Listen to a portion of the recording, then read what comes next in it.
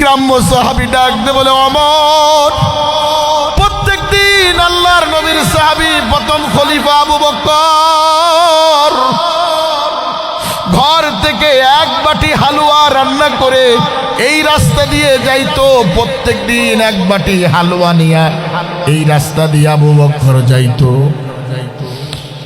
জান্নাতি সাহাবীরা বসা হযরত ওমরের সামনে। জান্নাতি সাহাবীরা বলে, ওমর, কিসের হালুয়া, কি হালুয়া, কোথায় যাই? এটা আবার কোনো কথা হলো নাকি? এটার আবার কোনো কথা হলো নাকি? হযরত ওমর চিনে ফেলেছে, বুঝে ফেলেছে। কারণ নবী নবীর খবর জানে, ওলি ওলির খবর জানে, চোর চোরের খবর জানে। এক চোর চুরি করে সকালবেলা নদীর ওই পারে মুখ ধরছে, আর এক নামাজি লোক ফজরের নামাজ পড়ে ইশরাক পড়ে সুন্দর করে মেসওয়াক করে মুখ ধৌত করতেছে। ওই চোর চিন্তা করেছে, এই ব্যক্তি মনে আমার মতন চোর, আর এই নামাজি মনে করে আমার মতন তাহাজ্জুদ গুজারি। কারণ চোর চোর চেনে, ডাকাত ডাকাত চেনে, যারা বিড়ির নিশা আছে দেখবেন বিড়িখোর চেনে, মদখোর চেনে, মোবাইলের ভিতরে যাদের নিশা সেই যুবক চেনে। কথা কয় না, কষ্ট হচ্ছে, ছেড়ে দিব, চলবে কিছুক্ষণ। হযরত আবু বকরের একটা গল্প বললেন। এক বাটি হালুয়া নিয়া প্রত্যেক দিন ওমর এই রাস্তা দিয়ে যায় বাজার।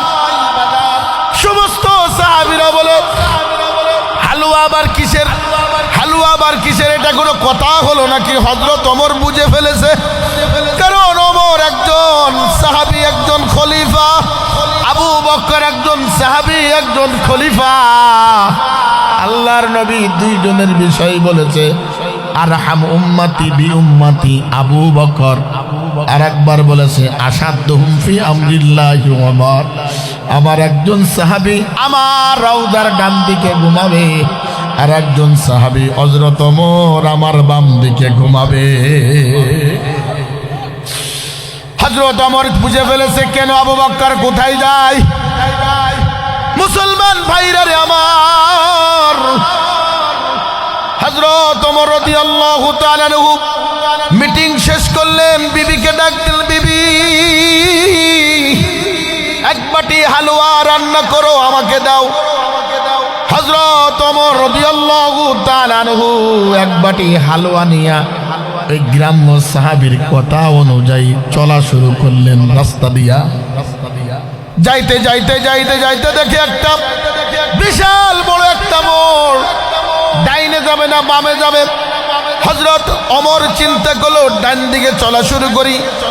ডান দিকে যাইতে যাইতে দেখে রাস্তার কিনারে কিছু ঘর বাড়ি, ঘরের ভিতর দিয়া কিনার দিয়ে একটা রাস্তা দেখা যায়। হযরত ওমরের রাস্তা দিয়া যাওয়া শুরু করলেন রে বাজা। হযরত ওমর যখন ঘর পার হলেন, তার নাকে দুর্গন্ধ পাওয়া যায়, নাকের ভিতর দুর্গন্ধ আসে। হযরত ওমর বুঝে ফেলেছে, আমার জায়গা মতো আমি চলে আসছি, আমার জায়গা মতো বাজার আমি চলে আসছি। হযরত ওমর আস্তে আস্তে সামনের দিকে যায়, দেখে একজন গরিব মানুষ, একজনের গায়ে কোনো কাপড় নাই, সমস্ত শরীরে পোকা লাগানো, সমস্ত শরীর থেকে দুর্গন্ধ বের হয়। হযরত ওমর বুঝে ফেলেছে, আমার স্থানে আমি চলে আসছি। মনে হয় আবু বকর প্রত্যেক দিন এই জায়গায় আসে। আল্লাহু আকবার। হযরত ওমর যায় বললেন, ভাই আপনি কে? ওই কুষ্ঠরোগীর মানুষ, ওই অসুস্থ ব্যক্তি মন থেকে ডাক দিয়ে বলল, ভাই এত দেরি করেছো কেন? প্রত্যেক দিন তো তুমি আরো সকালে আসো, আজকে এত দেরি করে খাবার আনছো কেন? কেন দেরি করেছো?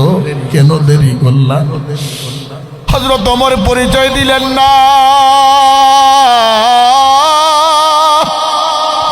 হযরত ওমর বুঝে ফেলেছে হযরত আবু বকর খলিফা।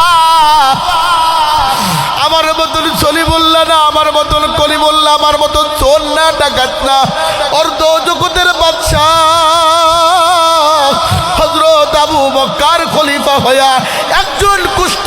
কাছে খাবার পৌঁছায়, আর আমাদের নেতাগুলি গরিবের মাল লুট করে খায়। কথা কোন ঠিক কিনা?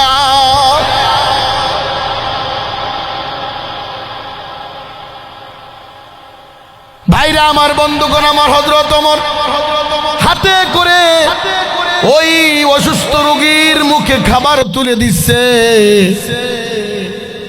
হযরত ওমর যখন মুখে খাবার দেয়, ওই কুষ্ঠরোগী ডাক দিয়ে বলে, এই তুই কে, এই তুই কে, এইভাবে করছে, তুই কে?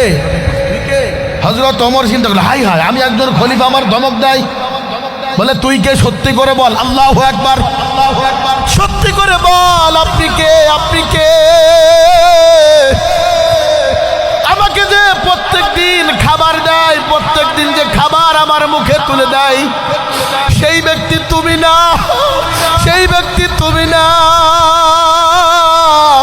ও আমার কলিজার টুকরা যুবক, কার মহব্বতে পড়লা, কিসের মহব্বতে পড়লা? কোন দুঃখায় তোমার আল্লাহর কাছ থেকে সরাই নিল?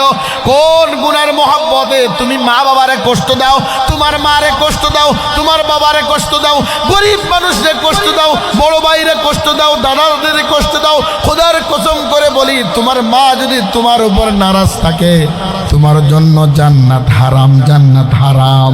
আর তোমার মা যদি তোমার জন্য, তোমার উপরে খুশি থাকে, ওমা জান্নাতুকা ওয়া নারুকা, তোমার জন্য 8টা জান্নাতের দরজা খোলা। আল্লাহু আকবার। রোগী ব্যক্তি ডাক দিয়ে বলে, কে আপনি? সত্যি করে বলেন, কে আপনি? যে ব্যক্তি প্রত্যেক দিন আমার কাছে আমার মুখে খাবার তুলে দেয়, আপনি সেই ব্যক্তি না, সেই ব্যক্তি না? বলে, সেই ব্যক্তি কিভাবে তোমার মুখে খাবার তুলে দেয় রে বাজার? আল্লাহর বান্দা ডাক দে বলো, ও পথিক, আমাকে যে ব্যক্তি প্রত্যেক দিন আমার মুখে খাবার তুলে দেয়, আমার জিহ্বায় পোকা, ঠোঁটে পোকা, মুখে পোকা, এইভাবে সে হাত দিয়ে আমার মুখে খাবার দেয় না, কারণ আমি মুখে খাবার ঢুকাইতে পারি না। আল্লাহর বান্দা জিহ্বার উপরে খাবার নিয়ে আমার জিহ্বার উপরে ঢুকাই দেয়। ওই ভাই, একজন খলিফা হইয়া একজন কুষ্ঠরোগীর মুখে খাবার দেয় নিজের জিহ্বা দিয়া, আর তুমি সলিমুল্লাহ কলিমুল্লাহ কয়েকদিনের ক্ষমতা পাইয়া আল্লাহর ভুলে গেছো, আল্লাহর বান্দাকে ভুলে গেছো।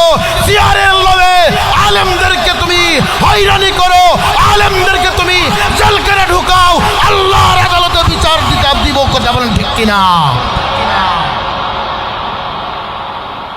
খলিফা কাকে বলে? আর আমরা একটু মুফতি হলে বাপরে বাপ, যদি নামের আগে আলহাস থাকে, ওরে বাপরে বাপ, এমন হাজির হাজির ফজরের নামাজ পড়েন। অনেক যুবক আছে, ইয়ং আইডল, এমন চুলির কাটিং দেয়, শয়তানেও হাসে, শয়তানেও আমার থেকে বড় শয়তান। কথা হয় না? এটা কোনো সন্তানের দোষ না, যুবকের দোষ না, এই যুবকের বাপ মার দোষ। বাপ মা কেন শাসন করো না? এই কথা কোন ঠিক কিনা? যুবকের কোনো দোষ না, দোষ কার? বাবা মার দোষ। মা যদি তার মেয়েকে শাসন করত, কোনোদিন বেপর্দা পুরুষের সঙ্গে মেসেঞ্জারিতে, ইউটিউবে কথা বলতো না। কথা কোন ঠিক কিনা? কেন তোমার মেয়েকে তুমি শাসন করো না? কি তিতা কথা হলো নাকি? তিতা কথা হলো, একজন মা একজন মেয়েকে, ছেলেকে ভালো বানাইতে পারে, একজন বাবা একজন ছেলেকে, একজন মেয়েকে ভালো বানাইতে পারে। এখন বাপ মাও হয়ে গেছে ডিজিটাল, ওইদিকে ঘরে ছেলে আর মেয়ে ফেসবুক নিয়ে সেটিং করতেছে, আর এই সাইডে বাপ মা 28 ইঞ্চি টেলিভিশন নিয়ে স্টার জলসা জি বাংলার পাগল হয়ে আছে। ঠিক কইলেও ঠিক, না কইলেও ঠিক। কেন সন্তান ভালো হয় না? একমাত্র কারণ সন্তান জন্মগ্রহণ করার আগে ওই মা ওই বাবা জিনার গুনার ভিতর লিপ্ত থাকে। তোমার মেয়েকে বিবাহ দেওয়ার আগে তুমি জিনার গুনাহ করো, কবিরা গুনাহ করো। 1 নম্বর কবিরা গুনাহ হলো গায়ে হলুদ, জুনিবাতি লাগানো, গায়ে হলুদ করা 1 নম্বর কবিরা গুনাহ। আপনাদের এখানে গায়ে হলুদ আছে? কম না বেশি? গায়ে হলুদ না হলে তো বিয়ে হয় না এখন। যদি হুজুর প্রশ্ন করে, মসজিদের ইমাম যদি প্রশ্ন করে, চাচা বুড়ো হয়ে গেছেন, দাড়ি পেকে গেছে, গায়ে হলুদ না করলে ভালো হয় না? চাচা কত সুন্দর করে উত্তর দেয়, সমাজ রক্ষা করার জন্য করা লাগে। যে সমাজ বাঁচাইতে পারবে না, যে সমাজ তোমাকে রক্ষা করতে পারবে না, যে সমাজ ইসলামকে ছোট করে, যে সমাজ কোরআনকে ছোট করে, ওই সমাজকে আমি লাথি মারি, ঠিক কিনা? সমাজ রক্ষা করতে হয়। তুমি যখন জাহান্নামে যাবা, সমাজ দেখো আমার একটু বাঁচাও। সমাজ তো দূরের কথা, ওয়া উম্মিহি, তোমার মাও পারবে না, ওয়া আবি, তোমার বাবাও তোমাকে রক্ষা করতে পারবে না। রক্ষা করবে কে? জোরে কোন রক্ষা করবে কে? আল্লাহু আকবার, জোরে কোন আল্লাহু আকবার। এইবার নাতিরে মুসলমানে করাবেন।